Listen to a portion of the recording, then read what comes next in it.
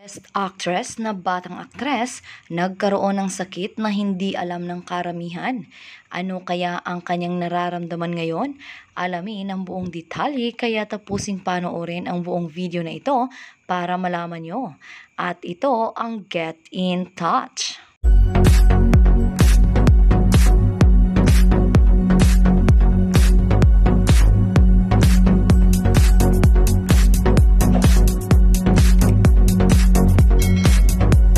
Na-heartburn si Teres Malvar dahil sa isang eksena sa pelikulang Broken Blooms na idinirect ni Louie Ignacio.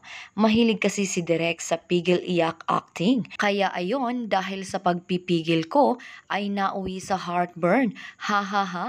Lahad ng multi-awarded young actress nitong November 22, Lunes via Messenger. Pero nairaos naman yung eksena at chinek naman ako ng medic before and after the take. Ha ha ha, mapaghamon ang papel ni Teres sa Broken Blooms bilang 20 anyos na si Cynthia, asawa ng 23 anyos na si Jeremy, Jeric Gonzalez. At meron ng anak. Nakakapanibago na I get to do roles like this now, pag-amin ni Teres. Medyo mahirap of course since hindi talaga ako marunong humawak o kargahin ang isang bata. Ha ha ha, for sure bongga ang mga eksena nila ni Jacqueline Jose na gumanap bilang biyanan niya. I just felt so honored, mesmerized by Miss Jacqueline's presence.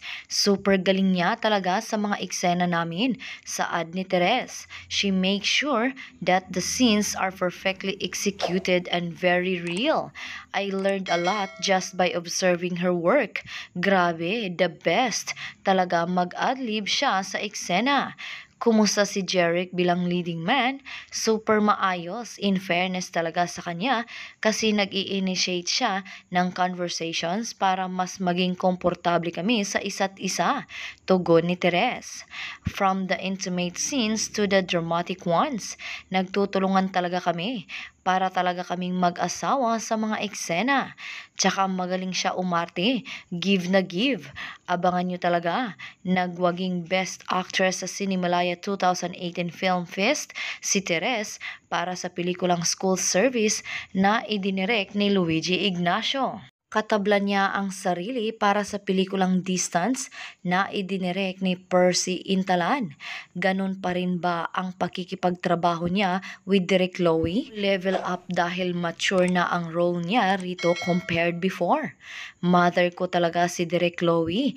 Ha ha ha, I'm happy that as I am returning ulit sa screen, si Direk Lowy ulit yung makakasama ko, sabi ni Teres. Grabe yung gabay na binigay niya sa amin.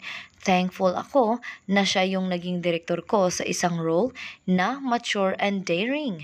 Ang laki talaga ng tiwala ko sa kanya kaya sinusunod ko talaga mga pinapagawa sa akin sa set because I know he makes the scenes look its best.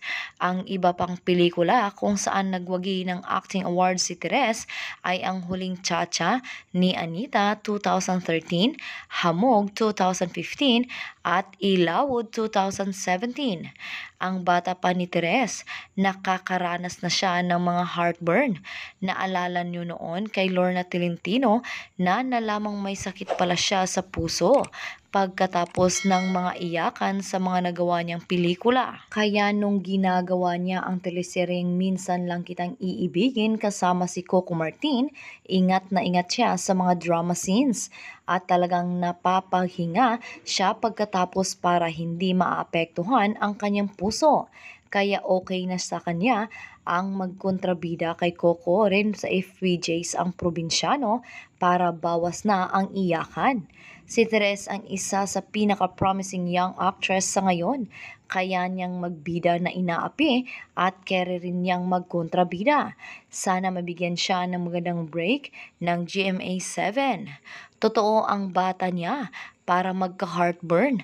Baka naipon lahat ng emosyon sa loob niya, kaya ayon sa eksena, nagmanifest. Totoo rin sana mabigyan siya ng break kung saan magiging household name siya bilang isang tunay na magaling na aktres. Samantala, Ibinalita ng Kapuso Ultimate star na si Jeneline Mercado sa kanyang fans and supporters na nalagay sa peligro ang sanggol na nasa kanyang sinapupunan. Ayon sa aktres, na-diagnose siya ng threatened abortion noong ika-8 linggo ng kanyang pagbubuntis. Ito'y isang kondisyon ng mga buntis kung saan maaari silang makunan. Muling nagbigay ng update si Jeneline at ang asawa niyang si Dennis Trillo tungkol sa buhay nila bilang mag-asawa sa pamamagitan ng kanilang After All web series. Ito yung panahong kauuwi lamang ni Jeneline mula sa lock-in taping. Naibalita noon na nagkaroon ng spotting ang aktres habang nasa lock-in taping ng Kapuso drama series na Love, Die, Repeat. Dahil dito, nagdesisyon ang GMA na tigil muna ang produksyon ng serye. Pahayag ni Jen, "Syempre, pasalamat din ako sa GMA dahil pinayagan nila akong alagaan yung sarili ko at yung baby ko. Thank you po dahil pinili niyo pa rin na hintayin ako at ibigay pa rin sa akin yung show na yon." Hands-on talaga si Dennis sa pag-aalaga kay Jen dahil nga sa maselang pagbubuntis nito. Siya pa mismo ang nagpe-prepare ng pagkain ni Jeneline araw-araw na naka-bed rest pa rin ngayon.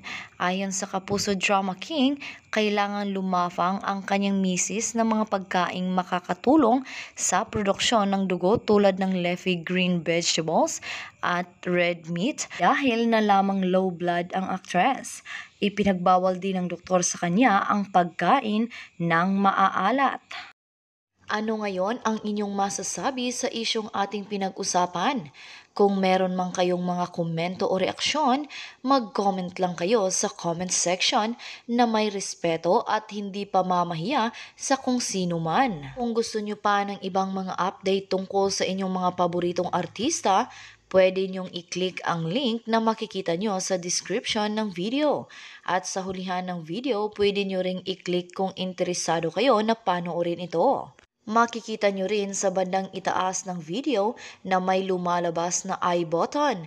Maaari nyo ring i-click para mapanood ang mga huling video na in-upload ko. At ang pinaka-importante ay huwag po ninyong kalimutan na mag-subscribe, like, share at i-click ang bell notification para maging updated po kayo sa lahat ng mga videos na ina-upload ko sa channel na ito. Maraming salamat din po sa palaging panunood, pagsubaybay at walang sawang pagtangkilik sa aking channel. God bless you po. At sa mga hindi pa nakasubscribe, i-click nyo ang subscribe button para hindi kayo mahuli sa mga balita tungkol sa inyong mga paboritong inaabangan. Hanggang sa susunod kong upload.